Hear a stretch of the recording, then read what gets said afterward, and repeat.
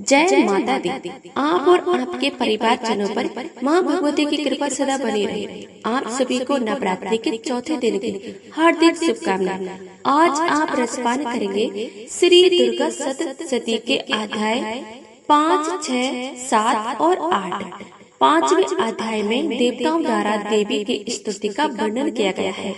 महर्षि मेधा ने कहा, पूर्व काल में शुभ निशुभ नामक असुरों ने अपने बल के माध्य से इंद्र का त्रिलोकी राज्य और यज्ञों के भाग छीन लिए और वे दोनों इसी प्रकार सूर्य, चंद्रमा, धर्मराज और वर्णों के अधिकार भी छीनकर इसमें ही उनका उपयोग करने लगे। वायु और अग्नि का कार्य भी वही करने लगे और इसके पश्चात उन्होंने जिन देवताओं का राज्य छीना था उनको अपने अपने स्थानों से निकाल दिया। इस तरह से अधिकार छीने हुए तथा देवताओं द्वारा निकाले हुए देवता पराजित देवी का स्मरण करने लगे कि देवी को हमको वर दिया कि तुम्हारी संपूर्ण विद्या को नष्ट कर तुम्हारी रक्षा करूंगी। इस विचार सभी देवता हिमालय पर गए और भगवती विष्णु माया की स्तुति करने लगे। देवताओं ने कहा, हे देवी नमस्कार है, शिवा नमस्कार है, प्रकृति और भरता को नमस्कार है। हम लोग रुद्र, नित्या और गौरी को नमस्कार करते हैं। ज्योत्सना मई चंद्र रूपिणी व सुख रूपा देवी को नमस्कार है, निरंतर नमस्कार है। हे शरणागत का कल्याण करने वाली वृद्धि और सिद्धि रूपा देवी को हम बार बार नमस्कार करते हैं और नैर राजाओं की लक्ष्मी तथा सर्ववाणिया विष्णु माया कहते हैं। उसको नम है, उसको नमस्कार है, उसको नमस्कार है। जो देवी संपूर्ण प्राणियों में चेतना कहलाती है उसको नमस्कार है, उसको नमस्कार है, उसको नमस्कार है। जो देवी संपूर्ण प्राणियों में वृद्धि रूप से स्थित है उसको नमस्कार है, उसको नमस्कार है, उसको नमस्कार है। जो देवी सब प्राणियों में निर्धार रूप से विराजमान है उसको नमस्कार है, उसको नमस्कार है, उसको नमस्कार है। जो देवी संपूर्ण प्राणियों में सुधा रूप से विराजमान है उसको नमस्कार है, उसको नमस्कार है, उसको नमस्कार है। जो देवी संपूर्ण प्राणियों में छाया रूप से सिद्ध उसको नमस्कार है, उसको नमस्कार है, उसको नमस्कार है। जो देवी सर्व प्राणियों में शक्ति रूप से स्थित है उसको नमस्कार है, उसको नमस्कार है, उसको नमस्कार है। जो देवी संपूर्ण प्राणियों में दृष्टा रूप से स्थित है उसको नमस्कार है, उसको नमस्कार है। जो देवी सर्व प्राणियों में शांति रूप से स्थित है, जो देवी सब प्राणियों में शांति रूप से स्थित है, जो देवी सब प्राणियों में स्थित लज्जा रूप से स्थित है, जो देवी सब प्राणियों में शांति रूप से स्थित है उसको नमस्कार है, उसको नमस्कार है, उसको नमस्कार है। जो देवी संपूर्ण प्राणी में श्रद्धा रूप से स्थित है, जो देवी संपूर्ण प्राणी में कांति रूप से स्थित है, जो देवी सब प्राणी में लक्ष्मी रूप से स्थित है, जो देवी संपूर्ण प्राणियों में वृद्धि रूप से स्थित है, जो देवी सब प्राणियों में स्मृति रूप से विराजमान है उसको नमस्कार है, उसको नमस्कार है, उसको नमस्कार है।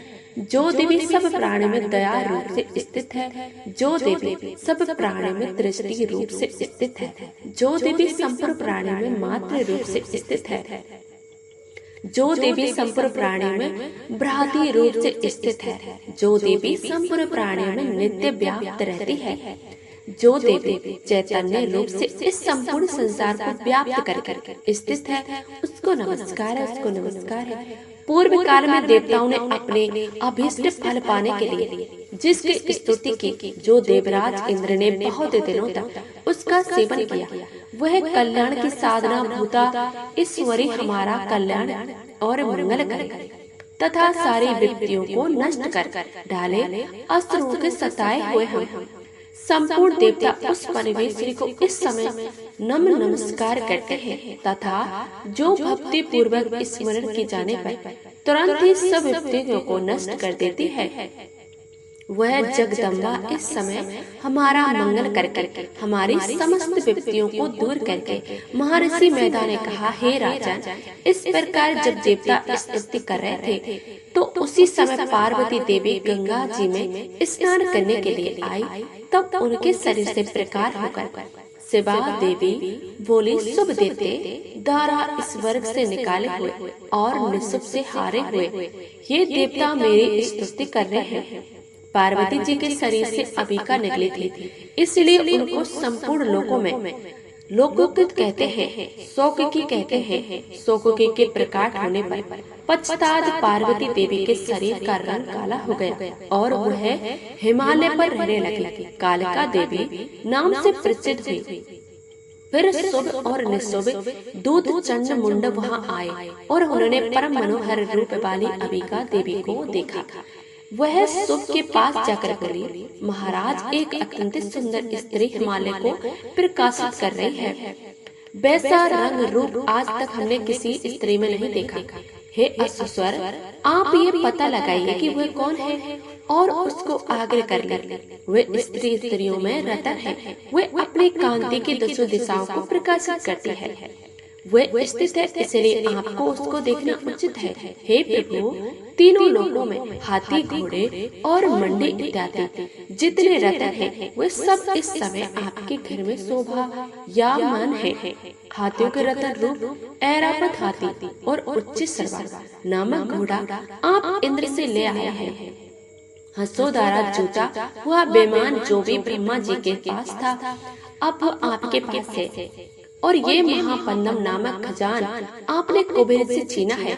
समुद्र ने आपको सदा खिले हुए फूलों की किंजल कीनी नाम की माला दी है। वरुण का कंचन की वर्षा करने वाले छात्र आपके पास है। रथों में शिष्य प्रजापति का रथ भी आपके पास ही है।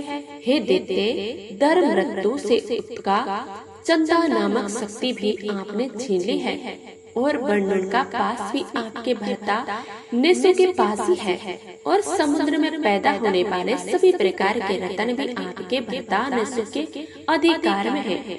और जो अग्नि में न जल सके ऐसे दो वस्त्र भी अग्नि देव आपको दिए हुए हैं।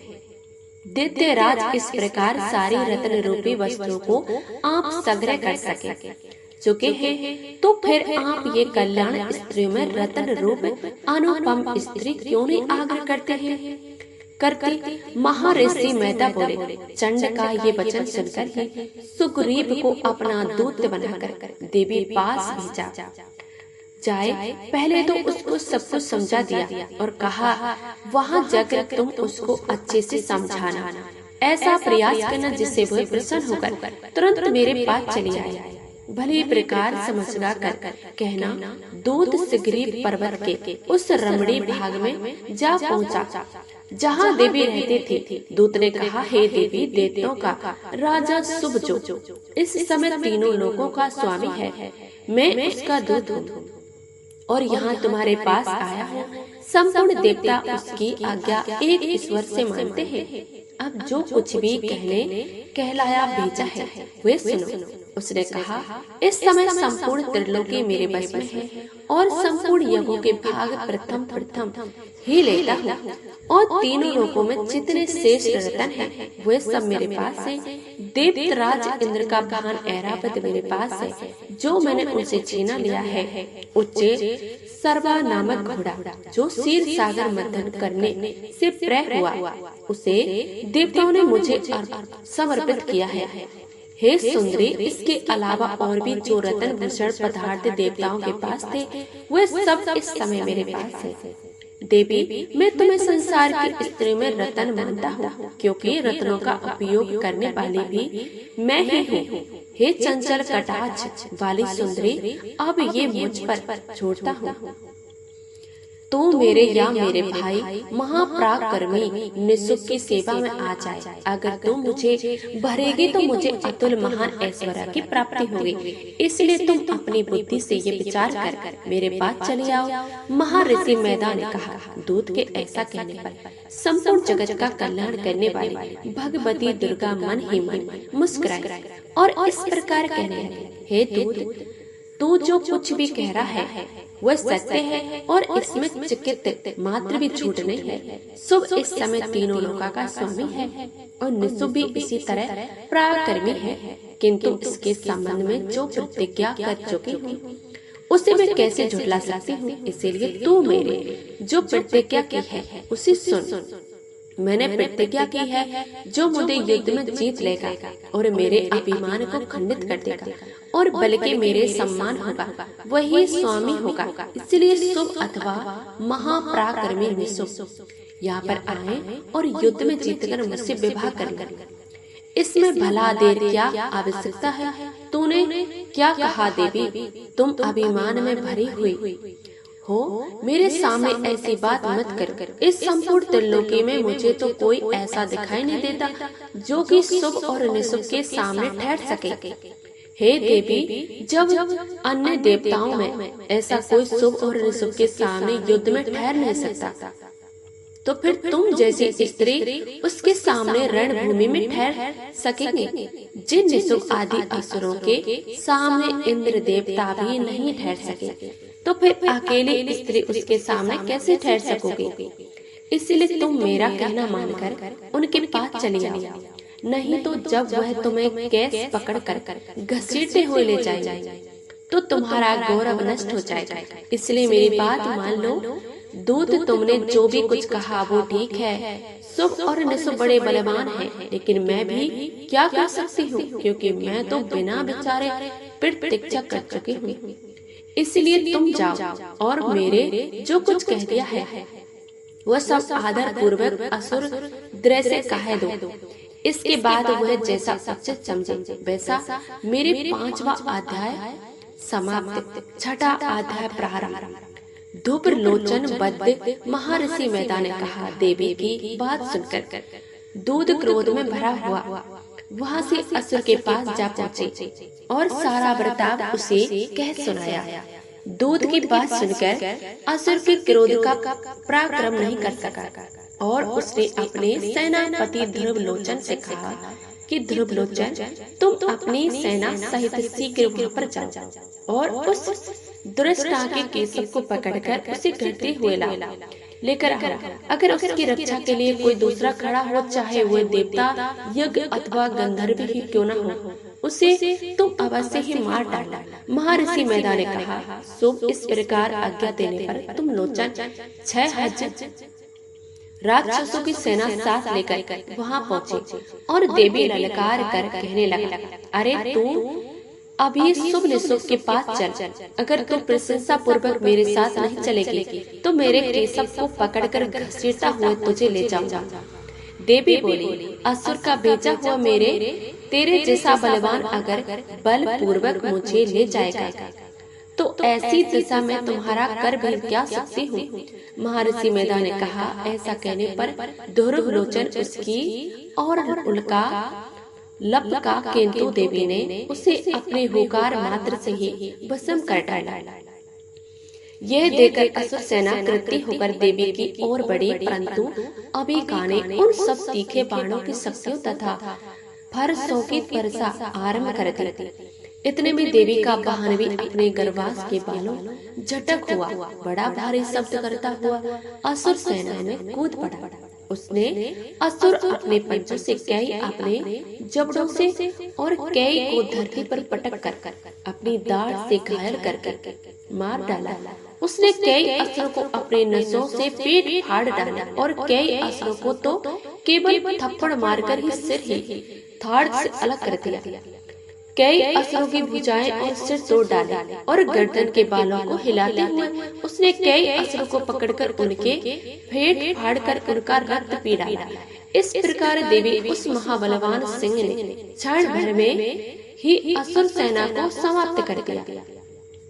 शुभ ने जब ये सुना कि देवी ने ध्रुवलोचन असुर को मार डाला है और उनके सिंह ने सारी सेना का संहार कर डाला है, तब उसे बड़ा क्रोध आया। उसने मारे क्रोध के आंटे ओट फटकने लगे। उसने चंड तथा मुंड नामक हुआ महाअसुरों को आज्ञा दी, हे चर मुंड, तुम अपने साथ एक बड़ी सेना लेकर वहां पर जाओ और उस देवी के बल पकड़कर उसे बांधकर तुरंत ले आओ और जाओ और उसको यहाँ पर लाने में किसी प्रकार की संदेह को हो तो अपनी सेना सहित उसे लड़ते हुए उसको मार डालो।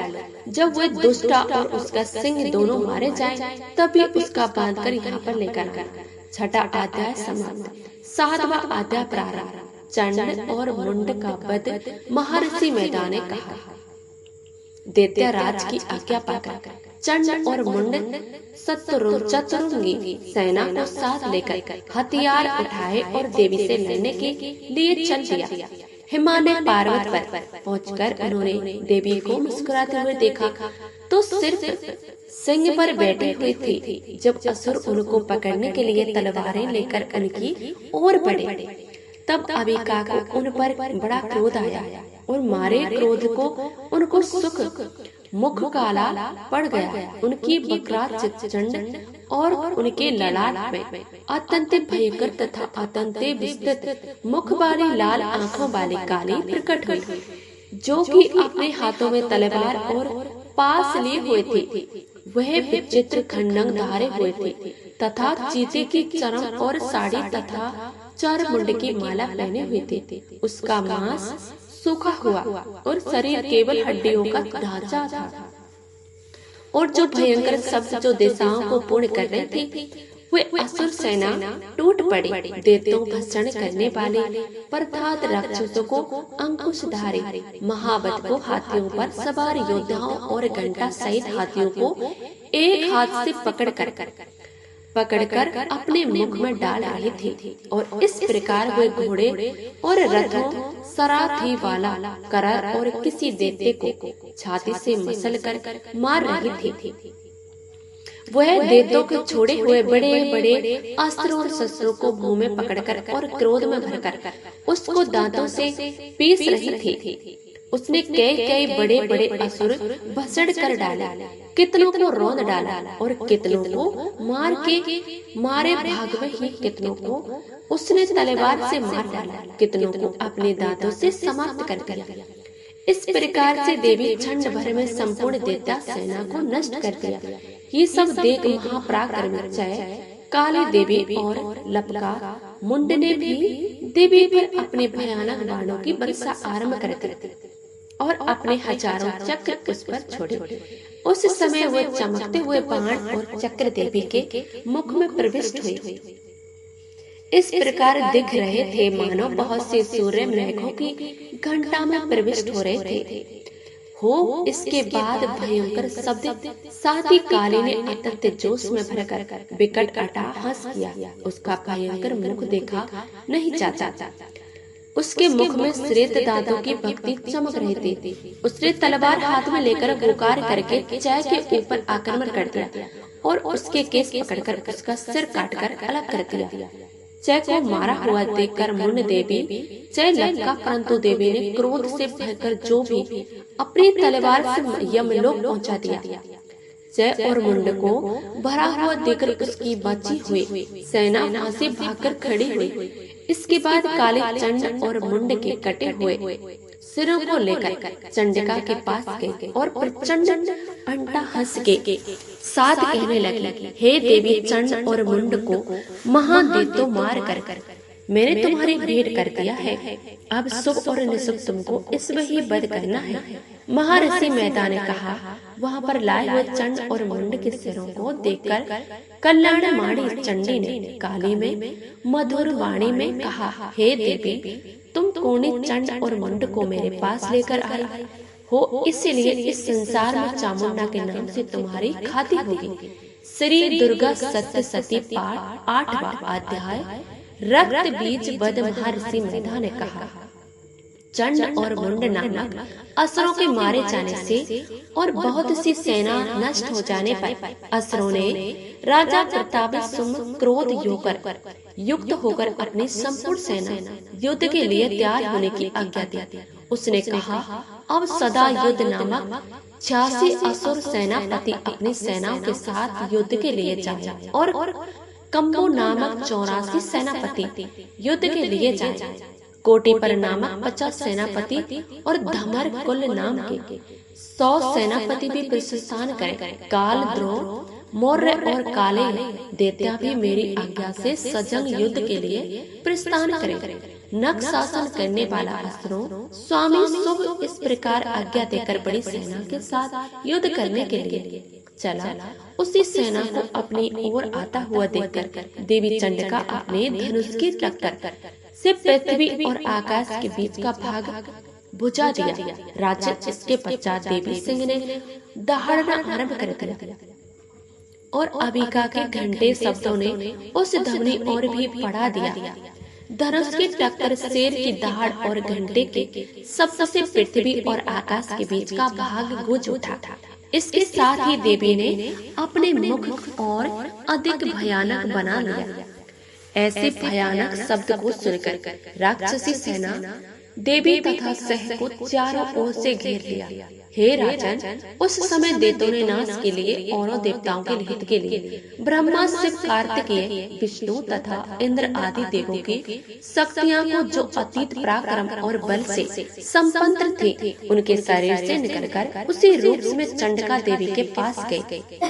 जिस देवता का जैसा रूप था वैसे आभूषण थे, जैसा वाहन था वैसा ही रूप, आभूषण और वाहन लेकर उन देवताओं की शक्तियां दैत्यों से युद्ध करने के लिए आई। हंस युक्त विमान में बैठकर रुद्राक्ष की माला तथा कमंडल धारण करके श्री ब्रह्मा जी शक्ति आई। वृषभ पर सवार होकर हाथ में त्रिशूल लेकर महानाग का कटंग पहनकर और चंद्र रेखा ही भूषित होकर भगवान शंकर की शक्ति महेश्वरी आई और मोर पर आरोह होकर हाथ में शक्ति देते नेत्रों से युद्ध करने के लिए कार्तिकेय जी की शक्ति नहीं रूप धारण करके आई।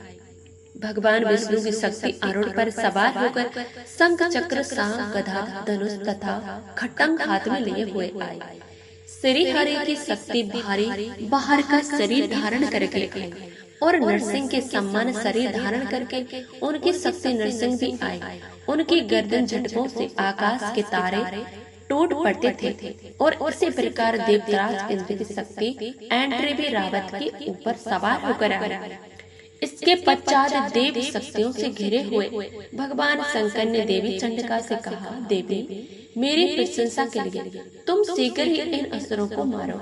इसके पश्चात देवी शरीर से अत्यंत उग्र रूपा वाली और सैकड़ों गीदड़ को हो सभी सामान आविष्ट करने वाली चंडिका शक्ति प्रकट हुई और उस पराजित देवी ने तब धूपिका जटा वाले भगवान शंकर जी से कहा, हे प्रभु, आप मेरी ओर से दूत बनकर शुभ निशुभ के पास जाइए और उन अतिथि गई दैत्यों के कहिए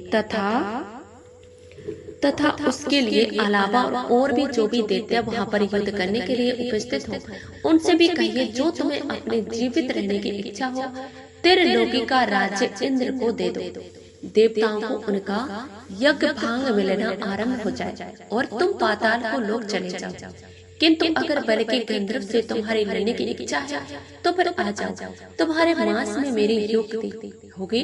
इससे देवी भगवान शंकर को दूत के रूप में नियुक्त किया, इसलिए ये संसार में शिव दूती के नाम से विख्यात हुई। भगवान शंकर से देवी का संदेश पाकर उन दैत्यों को क्रोध का कोई भी आपार नहीं रहा और वह जिस स्थान पर पहुँचे तो जाते ही साथ ही उस बाणों को शक्तियों की वर्षा करने लगे। देवी ने उनके फेंके हुए बाणों को शक्तियां त्रिशूल और फरस को अपने बाणों से काट डाला और काली देवी उस देवी के साथ आगे खड़ी होकर शस्त्रों को त्रिशूल से विदीर्ण करने लगी तथा खंडवांग से कुचलने लगी। ब्राह्मणी जिस तरह दौड़ती थी उसी तरह अपने मंडलों का जल छिड़क कर दैत्यों को वीर्य और बल को नष्ट कर देती थी। और इसी प्रकार महेश्वरी त्रिशूल से वैष्णव चक्र और अत्यंत कोप वाली कुमारी शक्ति द्वारा असुरों को मार रही थी। इंद्र के बाजू प्रहार सैकड़ों दैत्य रक्त की नदियों बहाते हुए पृथ्वी पर सो गए। बाहर मैंने किंती राक्षसों को अपनी थूतन द्वारा मृत्यु के घाट उतार दिया। दाण के अग्र भाग से कितने ही राक्षसों को छाती को चीर डाला चक्र की चोट से कितनों ही को विदृढ़ करके धरती पर डाल दिया। बड़े बड़े राक्षसों को नरसिंह ही अपने नसों से विदृढ़ करके भसड़ कर रही थी और सिंहासनाद से चारों दिशाओं को गुजा हुई रणभूमि में विचर रही थी। शिव सूसी चंड घंटा हंस के कितने ही देवों को भयभीत होकर पृथ्वी पर गिरी पड़े। उनके गिरते ही वे भसड़ कर गए। इस क्रोध में भरे हुए मार्तक गणों द्वारा नाना प्रकार के उपायों से बड़े बड़े असुरों को मारते हुए देखकर राक्षसी ने सेना भाग खड़े हुए और उनको इस प्रकार भागता हुआ देखकर रक्त बीज नामक वहाँ पराक्रमी राक्षस क्रोध में भरकर फिर युद्ध के लिए आगे बढ़ा। उनसे शरीर रक्त की बूंदें पृथ्वी पर जैसे ही गिरती हुई, जैसे वैसे ही शरीर वाला तथा वैसा ही बलवान दैत्य पृथ्वी से उत्पन्न हो जाता। रक्त बीज गदा हाथ में लेकर एंट्री के साथ युद्ध करने लगा। जब इंद्रिय शक्ति ने अपने वज्र के उसको मारा तो घायल होने से कारण उसके शरीर से बहुत सारा रक्त बहने लगा। उसको प्रत्येक बूंद से उसके समान बलवान तथा महापराक्रमी दैत्य भयानक रूप से वहाँ पर प्रकट हो गए। सबके सब दैत्य रक्त बीज के समान ही बलवान तेज वाले थे। भयानक अस्त्र शस्त्र लेकर देवियों के साथ युद्ध करने लगे। जब इंद्रिस के वज्र प्रहार से उसके मस्तक पर चोट लगी और रक्त बहने लगा, उसमें से हजारों के दैत्य पुरुष उत्पन्न हो गए। वैष्णवी ने चक्कर से और एंड्री गदा से रक्त बीज को चोट पहुंचाई।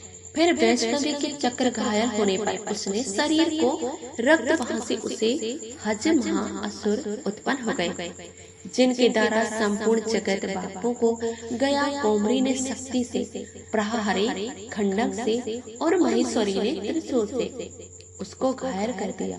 इस प्रकार से क्रोध में भरकर उस महादेवता ने सब मार्त शक्तियों को प्रथम गदा से प्रहार किया और माताओं ने शक्ति तथा सूल इत्यादि से उनको बार बार घायल किया। उसको सैकड़ों महादेवता उत्पन्न हो गए और इस प्रकार रक्त बीज रक्त से उत्पन्न हुए असुरों से संपूर्ण जगत व्याप्त हो गया, जिससे देवताओं को बड़ा भय हुआ। देवताओं को भयभीत देखकर चंडिका ने काली से कहा, हे चामुंडे, अब अपने मुख को बड़ा करो। मेरे अस्त्र घात से उत्पन्न हुए रक्त बिंदुओं को तथा रक्त बिंदुओं से उत्पन्न हुए महाअस्त्रों को तुम अपने इस विकराल मुख से भस्म करते जाओ।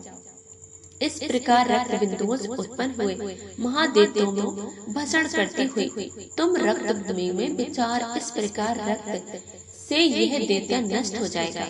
तुमको भस्म करने का कारण अन्य देवताओं को उत्पन्न नहीं। काली की इस प्रकार कहकर चंडिका देवी ने बीज पर अपने त्रिशूल से प्रहार कर दिया और उधर काली देवी ने अपने मुख में उसना लेकर रक्त लिया। तब उसने गदा से चंडिका प्रहार किया। प्रहार से चंडिका को तनिक भी कष्ट नहीं हुआ, किंतु रक्त बीज के शरीर से बहुत सारा रक्त बहने लगा। लेकिन उनके गिरने का साथ ही काली देवी उनको अपने मुख में ले लिया। काली के मुख में उस रक्त ने जो असुर उत्पन्न हुए उनको तत्काल ही भस्म कर दिया।